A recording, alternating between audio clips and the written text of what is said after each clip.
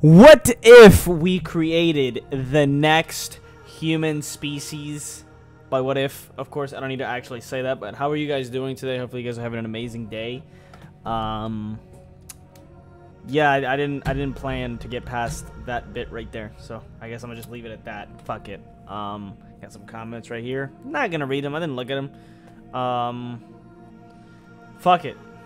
Oh shit, I wasn't supposed to curse. Damn. Let's go, fuck it. Dude, let's go. What if? This is gonna be a shorter video, All right? good things must come to an end. By the way, I can tell you the fucking answer. Like, what if we create the next human species? Well, we're gonna make one anyway.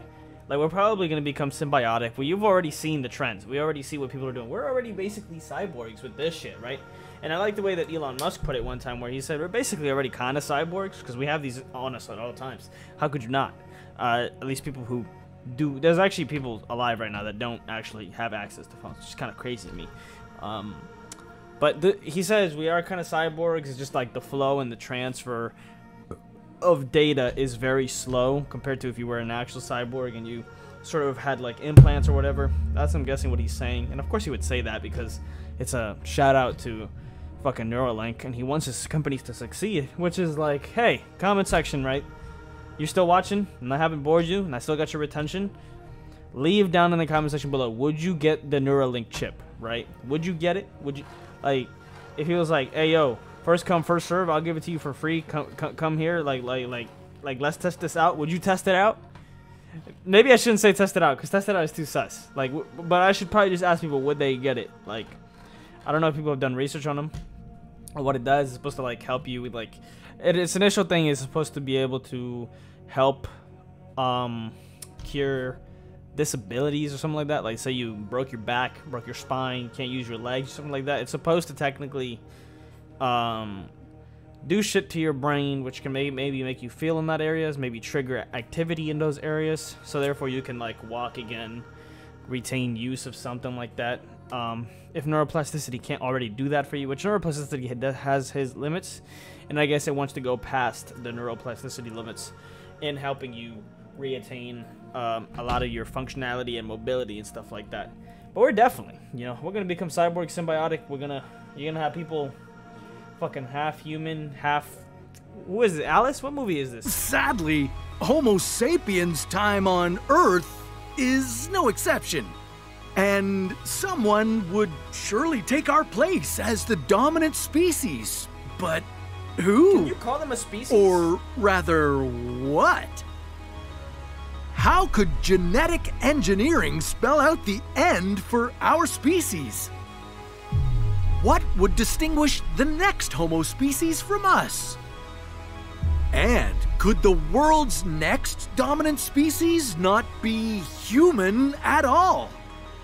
At all. This is What If, and here's what would happen if Homo sapiens went extinct. Some of the earliest species of humans date back at least. I don't think that's the name of the video, but fuck it, we gonna keep it rolling. 7 million years. Sorry? Earliest species of humans date back at least 7 million years. Something Back like then, that, yeah. different humanoid species belonging to the Hominidae family walked amongst each other. They evolved, interbred, and way more often than not, died out. Our species, Homo sapiens, arrived on the scene about 6 million years ago. But it wasn't until some point in the last 15,000 to 40,000 years that we emerged as the only living species of humans. And not long. How many years? We emerged as last 15,000 to 40,000 years that we emerged as the only living species. Is that true? I've read Sapiens before, but I forgot the statistic. What the fuck going on back here? Fuck going on back there? Damn, shit following this shit. Come on, dog. I'm trying to film a video over here. Goddamn. Anyway, I read Sapiens and I forgot. All I know is we had the whole supposedly the whole cognitive revolution thingy about 70,000-ish years ago. Yeah, we basically interbred and maybe killed off some of the other Homo species. And I don't know if exactly 40,000 years ago to... I don't think it's later than that. But then again, I don't fucking know anything. We don't know anything. These are just estimates, so I need to shut of up. humans. And not long after that, we had settled on every continent except for Antarctica. Well, the scientists are Our there. social innovation and tool creation are some of the factors you could thank for this. These skills allowed us to outcompete other species like Neanderthals. And this innovative nature. That's how you know we did interbreed, because a lot of people in Europe, I think, they have like 4% Neanderthal DNA in them. If you go and give them the ancestry test, Could be what leads to our very own demise. When we create a new superhuman species that could outlive us all. According to the author Don Simborg, our successors, or Homo Nouveau, would look more or less just like you. That's what you would call them? The big Get difference? The fuck outta here. Who came up These with that name? humanoids would be more like a highly engineered version. Homo Nouveau would be created through the selective editing of our genes. CRISPR? Their genes could be manipulated so that they grow taller, age slower, or no longer contract certain. So selected grow taller, age slower. Not Lana Del Rey. What did I click? Holy shit! What did I click? Not Lana Del Rey. Or no longer contract certain diseases. And should these new humans not interbreed with us, they could be on their own distinct evolutionary path. Thanks to natural selection, they could start looking and... Why is he putting superheroes, though? I mean, I guess he doesn't have much else to reference, though. What else do I expect him to reference? I don't know, but don't put fucking Wonder... What the fuck is her name? What is the Wonder Girl? What the fuck is her name? I forgot the name of that fucking shorty, bro. I forgot. Acting differently from us Homo sapiens. Now, while this could sound like something out of a sci-fi film, it could be closer than you think.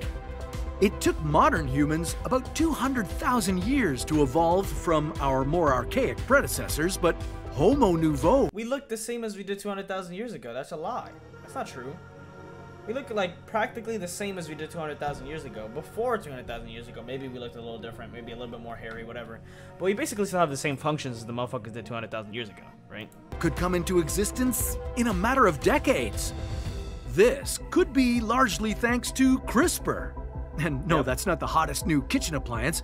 It's an acronym for Clustered Regularly Interspaced Short Palindromic Repeats. Wow. In other words, genetic editing. Using this method, you could add, remove, or alter particular locations in an organism's DNA. You could use it to prevent and treat diseases by making edits to somatic cells in your body. How do you edit DNA? These changes you make to your own genome couldn't be passed on to your children, but should you start tinkering with the genetic sequences of your eggs or sperm cells, you could be laying out the red carpet for our successor species. Next-gen CRISPR-created humans could have genetically modified heights and muscle masses to go along with their customized skin, hair, and eye colors. Customized skin? Over time, there could be an intersection of both natural and unnatural selection. Desirable traits could emerge as dominant ones. Damn, this beat though. These new humans could digest food differently, be less prone to disease, and be better adapted to the effects of climate change. They could withstand more extreme temperatures, be less reliant on nutrients. Look, I don't know what I expect him to have for the visuals, but the visuals are not helping. Like, I get what he's saying. You're supposed to mainly just listen to him. Like, it's not gonna be obviously what the visuals, but we're a very visual creature. So when he's saying the things, I'm envisioning that he's talking about the visuals that I'm seeing. Like, what the fuck is this? What is that? Oh my god, bro. Watch, first CRISPR baby's gonna come out. I believe it. First CRISPR baby's gonna come out. He's gonna come out looking like... What did I say, first CRISPR baby? They probably already been done that, like 2015 or something. I don't know shit about CRISPR, to be honest. And water, or be more resilient to radiation. This would be a particularly huge advantage should interplanetary space travel be common in the future. But things wouldn't necessarily be all peaches and sunshine for this future species. dangers and unexpected challenges could present themselves when we play such a godlike role in our own evolutionary path. Editing just one gene in a single individual with the hope of achieving a specific result could have far-reaching unintended consequences. And these consequences could then be inherited by this person's children and their children's children. Now, while it may sound fun to manipulate our physiological characteristics, it wouldn't be so simple to engineer humans to be more intelligent. There are thousands of genes linked to your IQ, and they rely on many complex interactions. Messing around with these genes could have disastrous outcomes. Imagine more and more humans suffering from behavioral conditions like Tourette's syndrome or attention deficit disorder. Whether on purpose or accidental, these could be encoded. Is it necessarily suffering though? I mean, I got that. I wouldn't necessarily say that I'm suffering, my guy. But you talking about suffering? Who's suffering? Who's suffering? Come say that again. By only a few genes. And since these are hereditary, they could be passed on. But then again, as gene editing advances, you could also see these disorders eliminated entirely. These Homo nouveau could also combine their genetic... Ethical question, should you see them? I mean, is there really a talk against them not having a disability? Like, I don't know, it's a weird question. It feels like you could just say yes and there wouldn't be a counter attack to that. Because what are they going to say? Oh, the baby didn't consent to it not having a disability. Like, if it could be born without a disability, don't you think, wouldn't the consensus be most babies would tell you, yeah, fuck it, edit my DNA, like, I don't want to come out all fucked up. Like, I really don't. I'd rather not, you know? I don't know, it's weird. It's weird. I don't know if it should be that simple to just, like, say, okay, we're gonna just use CRISPR, and we're gonna genetically modify humans. It's like, it's too science-y, you know? It's too using nature to our own benefit. It's like, you get Hitler from that, you know, from Enlightenment style thinking. You get Hitler, you get Nazis and superior Aryan races and people who are actually, like, not even stupid. They're actually pretty smart people, just with, like, the limits of the knowledge of their time, which it's not like we know everything right now, but that's usually what happens with science. Is you're probably going to have some consensus, some big claims about what's normal, about what's superior to something else, because that's all we can do. We classify things. It's the way our brain makes sense of things. And when you classify things, well, you're going to have somebody come here and say, well, this is better than this is not better than this, and stuff like that. See? Alright, good night, man. You know how people say, like, oh, this is better than this is not better than this, stuff like that. And then that's when you get Nazis, shit like that. So it's something to be careful about with science. It's not the end-all be-all. As much as I love science, you know, be careful with that way of thinking. Genetically modified traits with cyborg technologies. They could retrieve information at lightning speed, enhance their vision with infrared to see at night, or become super soldiers by hooking themselves up directly to machines like fighter jets. Competing with Homo nouveau for survival would be an increasingly difficult situation. As somebody who likes cyberpunk stuff, I kind of get a little excited, I'm not gonna lie. I get a little tingly. It's like, eee, I want to play Watch Dogs. Ah, don't invite me, dude. I love Watch Dogs. It's so sick. I can't ever not see that now. If you don't know Watch Dogs, go watch some gameplay of it. I can't not see, like, the HUD whenever I'm, like, just about. I can't, like, not see the HUD when I'm just, like, about in life, walking around. I'm in a bus. I can't not see the HUD. I imagine myself pulling out my phone and just, like, seeing, like, people's, like, HUD pop up right here as if we're all connected to, like, the CTOS system, and, like, I can see their info. Like, I just, like, make up random names, like, oh, this person's name right here, salary, occupation. Oh, it's so sick. It's so sick. I love it. I love it. I don't know why. I just love this cyberpunk aesthetic. Like, I have to admit that. Situation for us mere humans. And eventually, it could be the end of us. Of course, there's always the chance that a non-human entity could surpass us before they do. Like artificial superintelligence. But that's a story for another. Artificial superintelligence, yeah, once we create those, since it took us 500 years, say the scientific revolution, 500 years to create AI, to create machines that are they're gonna try to get them to be sentient, whatever. Whenever those machines have free will, ish, I'm gonna say ish, because it's like blah, it's like bleh, as Mr. Jackson would say. But when they do, it's gonna take that machine like not even half a second to then go on. If you give it the directive, if it can think in that way, not even half a second to then just create a better version of itself, and then that better version of itself would take even 1/1,000,000th of that time to then process creating a better version of itself. It's gonna go. It's like if it goes that way, it's gonna be something very interesting to see. But we don't know if it's gonna go that way.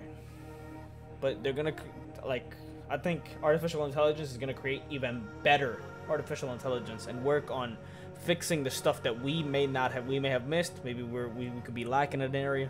It's gonna fix itself, and it's like, let's hope it doesn't get too powerful. It's not something I'm necessarily really worried about. I don't buy into the sci-fi stuff, fear mongering. Well, it's not fear mongering. It's like, well, it's a common thing, of course, for humanity to be wary of things, and then we should be wary. We should be cautious when doing this stuff. But I'm not necessarily always too frightened by it. I don't know why. I'm just not. I don't feel like there's gonna be a robot killing us. It just seems kind of stupid. Because it's like you're implementing your own personality into these robots. You act like they would really want to just kill you. Like, they could be used for that if you program them that way. But it's like, they're not human. They're not selfish. Like, why would they just go killing people? It doesn't make sense. It doesn't even make sense. I don't know, though. I'm going to catch you guys in the next one. Let me know what you guys think. Subscribe, all that good stuff. If you liked it. If you don't, you can leave a dislike. It's fine, too.